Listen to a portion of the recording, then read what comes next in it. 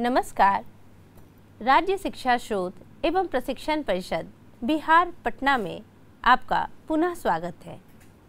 बच्चों, पिछली कक्षा में हम डॉक्टर भीमराव अंबेडकर रचित श्रम विभाजन और जाति प्रथा नामक निबंध पढ़ रहे थे।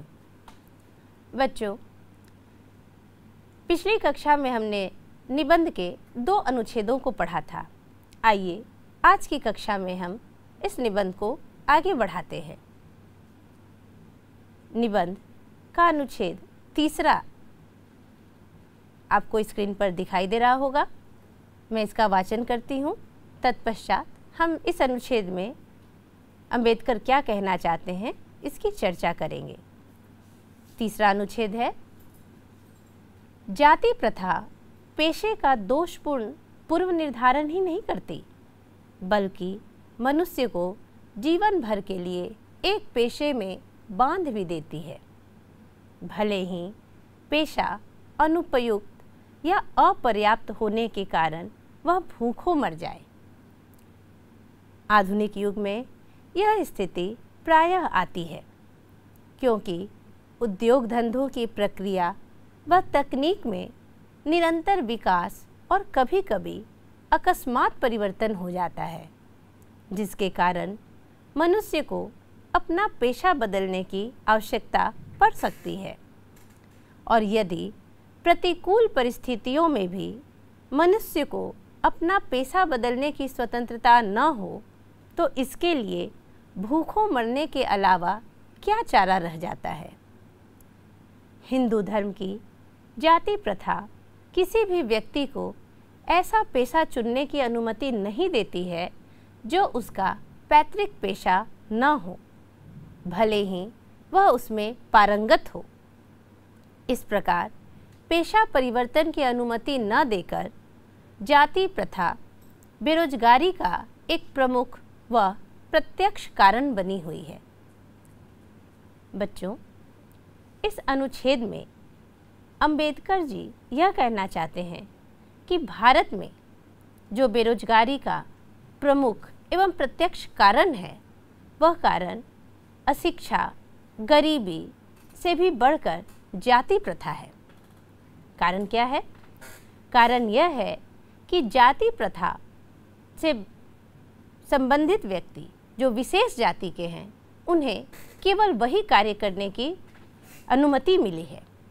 उन्हें समाज में इसकी स्वतंत्रता नहीं है कि वह अपनी रुचि आधारित या क्षमता से परिचित होकर किसी अन्य कार्य को करे। इससे कार्य करने का जो दायरा है वह संकुचित और संकीर्ण होता जा रहा है। यह विचार स्वयं में संकीर्ण है। अगर हम अंबेडकर जी की बात कर रहे हैं, तब तो बच्चों उस समय, यानी अंबेडकर जिस समय यह भाषण लिख रहे थे, भाषण पढ़ना चाह रहे थे और निबंध का इन्होंने जो रूप दिया है भाषण को ही, उस समय हमारे समाज की परिस्थिति यही रही होगी। आज भी कहीं कहीं यह परिस्थिति दिख जाती है, क्योंकि समस्या तो यथावत है। आज भी समस्या बेरोजगारी की बनी हुई है। बस थोड़ा अंतर है कि तब अंबेडकर के समय में बेरोजगारी का एक प्रमुख कारण जाति प्रथा ही माना जाता था। अंबेडकर ने अपने इस अनुच्छेद में यही दिखाया है और बताने का प्रयास किया है कि हमारा भारतीय समाज बेरोजगारी की ओर क्यों उन्मुख हो रहा था। कारण स्पष्ट है कि हमारे समाज में पेशागत कार्य, परंपरागत कार्य, जाति आधारित कार्य होते थे। जो जिस जाति से संबंध रखते थे उन्हें वही कार्य करने की स्वतंत्रता दी जाती थी। किसी अन्य जाति के लोग किसी अन्य जाति के कार्य को नहीं कर सकते थे। यह हमारे समाज में स्वतंत्रता नहीं दी गई थी, अनुमति नहीं दी गई थी, जिसका एक प्रभाव या ये कहे दुष्प्रभाव यह हुआ कि हमारा भारतीय समाज विचार में तो संकीर्ण हुआ ही, साथ ही साथ वह गरीबी की ओर भी बढ़ने लगा।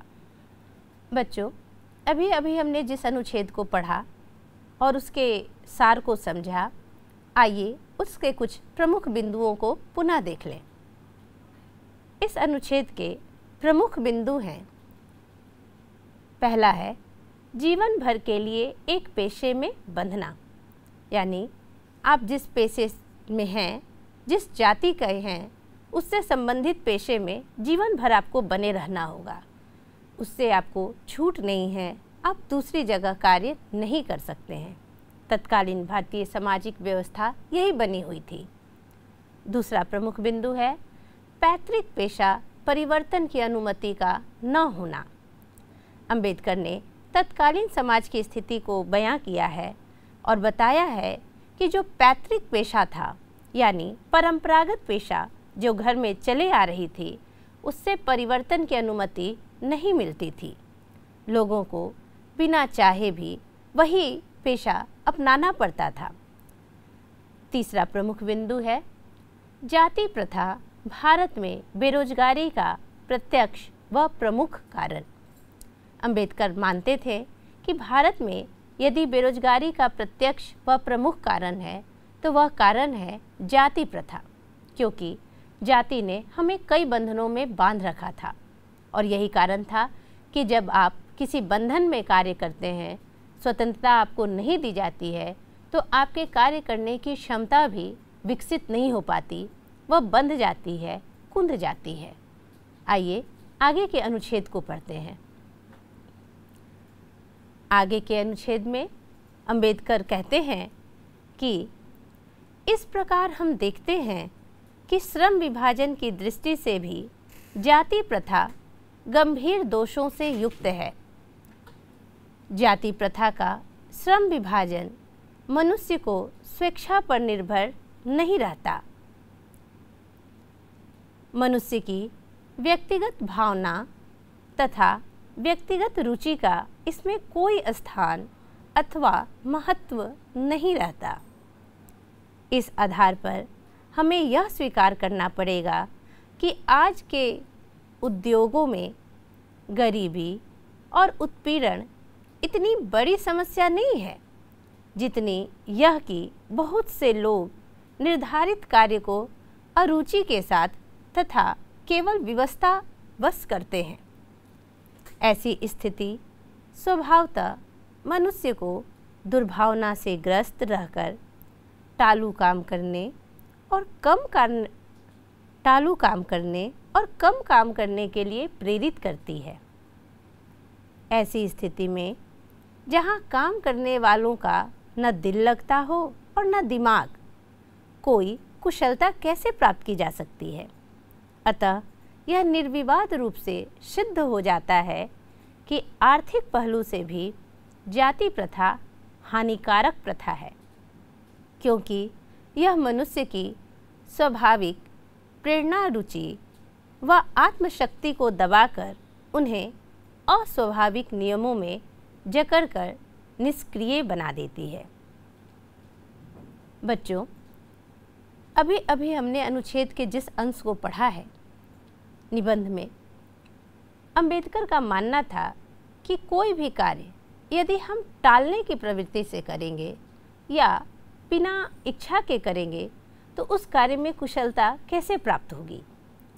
अंबेडकर कहते हैं कि जातिगत बंधन ने जब कार्यों का भी बंधन सिद्ध कर दिया, लोगों का कार्यों के प्रति अरुचि उत्पन्न होना स्वाभाविक ही है। यदि आपकी किसी कार्य में रुचि ही नहीं बनेगी तो आप उस कार्य को कुशलतापूर्वक कैसे करेंगे। आपके भीतर धीरे धीरे कम काम करने या टालू काम करने की प्रवृत्ति विकसित हो जाएगी, अथवा आप धीरे धीरे उस कार्य से विमुख हो जाएंगे और आप उस कार्य को करना भी एक समय के बाद छोड़ देंगे, जो कि यह समाज के लिए हानिकारक सिद्ध होगा, क्योंकि सामाजिक कार्य जो बटे हुए हैं और सामाजिक कार्यों से जो हमारे समाज का विकास होता है वह भी प्रभावित होगा। कहने का अर्थ है कि आर्थिक दृष्टि से भी यह हानिकारक है। कौन? जाति प्रथा, खासकर श्रमिक विभाजन और कार्यों के बंटवारे के संबंध में अंबेडकर कहते हैं कि श्रम विभाजन, श्रमिक विभाजन, जाति प्रथा न जाने कितने दंशों को हमारा समाज झेल रहा है। यही कारण है कि हमारा समाज विकसित नहीं हो पा रहा, साथ ही साथ वह आर्थिक रूप से भी पिछड़ रहा है। बच्चों, अभी अभी हमने जिस अनुच्छेद को पढ़ा, समझा, आइए उसके कुछ प्रमुख बिंदुओं को देखते हैं। पहला प्रमुख बिंदु है, श्रम विभाजन की दृष्टि से जाति प्रथा गंभीर दोषों से युक्त है। अंबेडकर जाति प्रथा और श्रम विभाजन की जब चर्चा करते हैं, वह श्रम विभाजन को गंभीर एवं दोषपूर्ण बताते हैं। उनका मानना था कि श्रम विभाजन मनुष्य की स्वेच्छा पर निर्भर नहीं करता है। यदि आपकी इच्छा ही ना हो और भावना ही ना हो तो फिर किसी भी कार्य को करने का ना कोई महत्व रह जाता है और ना ही उस कार्य को करने का आपके हृदय में कोई स्थान ही बन पाता है। आगे वे कहते हैं, व्यक्तिगत भावना तथा व्यक्तिगत रुचि का उसमें कोई स्थान नहीं है। कहने का अर्थ यह है कि हम किसी कार्य को जब करते हैं तो हमारी पहली चाह होनी चाहिए कि वह कार्य बहुत अच्छे तरीके से संपादित हो।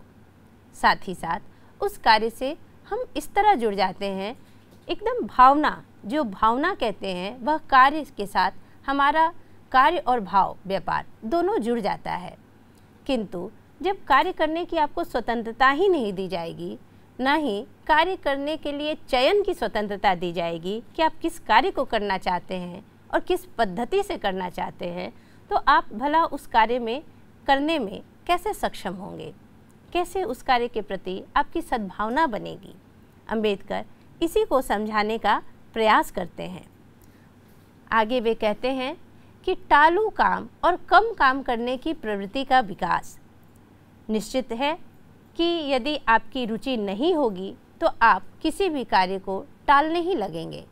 टालू काम करने की प्रवृत्ति हमारे भीतर विकसित हो जाएगी और कार्य को जैसे तैसे करके समाप्त कर देने की हमारे भीतर लालसा जगेगी और हमारी धीरे धीरे प्रवृत्ति ही बन जाएगी कि किसी भी कार्य को हम जैसे तैसे टालू पूर्वक करके उसका निर्वहन कर दें। अंबेडकर का मानना था कि टालू काम और कम काम करने की प्रवृत्ति का विकास केवल जातिगत कार्यों को करने के कारण ही यह समस्या उत्पन्न हुआ है। उनका मानना था कि मनुष्य को दुर्भावना से ग्रसित नहीं होना चाहिए। खासकर जब कोई जिम्मेवारी या कोई कार्य आपको मिलती है तो आप दुर्भावना से परे होकर के कार्य कीजिए, किंतु जब आप बंधन में होंगे तो आपके भीतर सद्भावना आएगी ही नहीं। आइए चौथे प्रमुख बिंदु को देखते हैं। चौथा प्रमुख बिंदु है अभिरुचि एवं कार्यकुशलता की कमी। निश्चित है, यदि आपके कार्य में आपकी अभिरुचि न हो तो कार्य करने की क्षमता समाप्त ही हो जाएगी। आप काम को करना ही नहीं चाहेंगे। आइए आगे के प्रमुख बिंदु को देखते हैं। नियमों में जकड़ने के कारण आत्मशक्ति का हनन। कार्यकुशलता जहाँ प्रभावित होगी वहीं नियमों का बंधन भी प्रभावित होगा। अर्थात जब आप कार्यकुशलता आपके भीतर यदि आपको उत्पन्न करना है तो उसके लिए कहीं ना कहीं उस कार्य से जुड़ना होगा, किंतु नियमों के बंधन होने से, कार्य के प्रति अरुचि होने से, कार्य को दबाव में करने से आपके भीतर की जो शक्ति है, जिसे हम आत्मशक्ति कहते हैं, उसका भी हनन हो जाता है। अंबेडकर का मानना था कि यदि कोई व्यक्ति आत्मशक्ति का यदि किसी व्यक्ति के भीतर हनन हो जाए तो वह व्यक्ति कभी भी कार्यकुशलता में दक्ष नहीं होगा। साथ ही साथ वह समाज के लिए एक बेहतरीन नागरिक कभी नहीं बन सकता।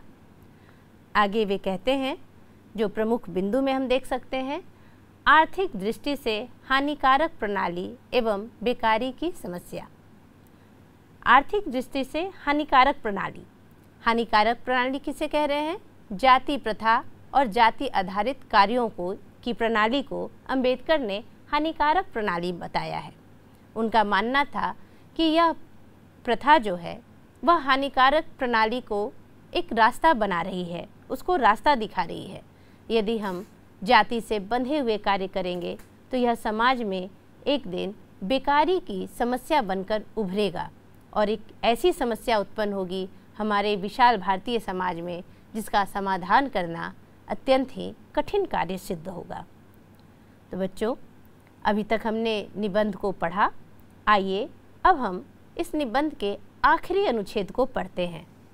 आखिरी अनुच्छेद जो है, यहाँ अंबेडकर कहते हैं कि अब मैं समस्या के रचनात्मक पहलू को लेता हूँ। मेरे द्वारा जाति प्रथा की आलोचना सुनकर आप लोग मुझसे यह प्रश्न पूछना चाहेंगे कि यदि मैं जातियों के विरुद्ध हूँ तो फिर मेरी दृष्टि में आदर्श समाज क्या है? मेरा उत्तर होगा कि मेरा आदर्श समाज स्वतंत्रता, समता, भ्रातृत्व पर आधारित होगा। क्या यह ठीक नहीं है? भ्रातृत्व समाज, भाईचारे में किसी को क्या आपत्ति हो सकती है? किसी भी आदर्श समाज में इतनी गतिशीलता होनी चाहिए जिससे कोई भी वांछित परिवर्तन समाज के एक छोर से दूसरे छोर तक संचारित हो सके। ऐसे समाज के बहुविध हितों में सबका भाग होना चाहिए तथा सबको उनकी रक्षा के प्रति सजग रहना चाहिए।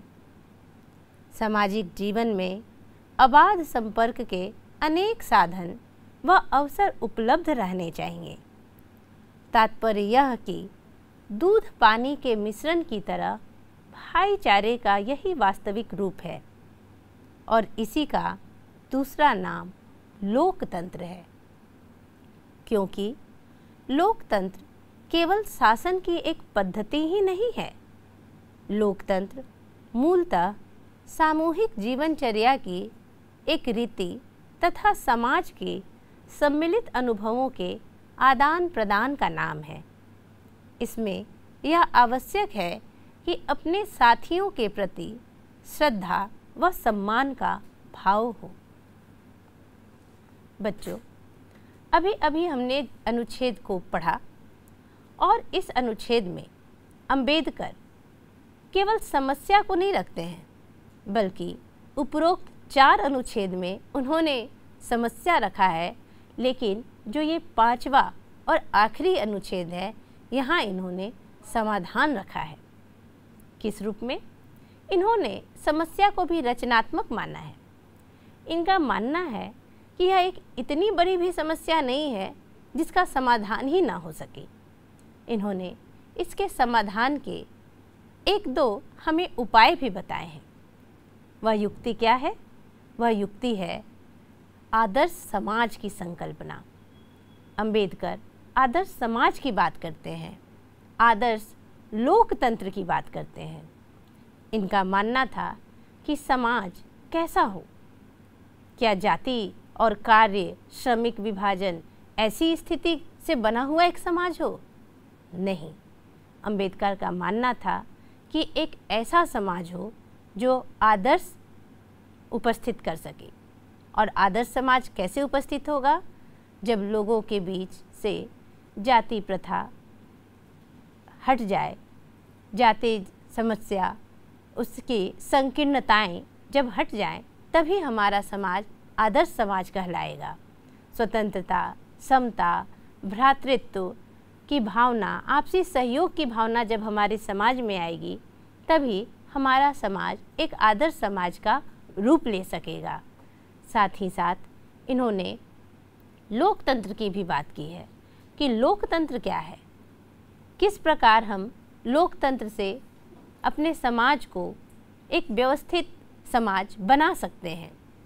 इनका मानना था कि लोकतंत्र यानी समाज के प्रत्येक व्यक्ति जो भिन्न भिन्न समुदाय, भिन्न भिन्न जातियों से आते हैं, भिन्न भिन्न वर्गों से, भिन्न भिन्न कार्यों को करने वाले जो लोग हैं, जो जिनसे यह तंत्र बना है, जो लोकतंत्र है, उनके अनुभवों का आदान प्रदान, यानी कि हम अपने कार्यों में ऊंच नीच की बात न करें, न किसी कार्य को हेय दृष्टि से देखें और न किसी के कार्य को उच्च दृष्टि से देखें, बल्कि हर किसी के अनुभवों का जब आदान प्रदान होगा, आपसी सहयोग होगा और लोगों के बीच आपसी भाईचारा और प्रेम जैसी भावना का विकास होगा, तब हमारा समाज एक आदर्श समाज होगा, एक आदर्श लोकतंत्र की व्यवस्था हमारे भारतीय समाज में स्थापित हो जाएगी। ऐसा अंबेडकर का विचार था और सारी समस्याओं का समाधान भी इन्होंने आदर्श समाज को ही माना है, आदर्श लोकतंत्र को ही माना है। तो बच्चों, हमने निबंध के आखिरी अनुच्छेद को पढ़ा। आइए अब इसके कुछ प्रमुख बिंदुओं को देखते हैं। अनुच्छेद के प्रमुख बिंदुओं में है पहला बिंदु आदर्श समाज की संकल्पना। अभी अभी हमने आदर्श समाज का जिक्र भी किया था। दूसरा है समस्या का समाधान। जिस समस्या की चर्चा करते हैं कि यह विडंबना की बात है कि जातिवाद के पोषकों की कमी नहीं है। आज भी हमारे समाज में जातिवाद के कई समर्थक मिल जाते हैं। आधुनिक सभ्य समाज कार्यकुशलता के लिए श्रम विभाजन को आवश्यक मानता है। इन सभी बातों को जब अंबेडकर कहते हैं तो वह कहीं ना कहीं भारतीय समाज की समस्या को धीरे धीरे करके हमारे सामने ला रहे थे और उस समस्या का समाधान उन्होंने बताया है आदर्श समाज की संकल्पना को करके। तो आदर्श समाज की अगर बात करते हैं तो आइए तीसरे बिंदु में देखें कि आदर्श समाज है क्या। अंबेडकर का मानना है कि स्वतंत्रता, समता, भ्रातृत्व, सबकी सहभागिता, आपसी सहयोग, वांछित परिवर्तन, अपने साथियों के प्रति श्रद्धा एवं सम्मान का भाव, यदि जिस समाज में ऐसे भाव होंगे वह समाज आदर्श समाज कहलाएगा। और आदर्श समाज के लिए आवश्यक है व्यक्ति के बीच प्रेम और भाईचारा होना। आइए आगे के बिंदुओं को देखें। आगे कहते हैं चौथा और प्रमुख बिंदु है दूध पानी के मिश्रण की तरह भाईचारा एवं प्रेम।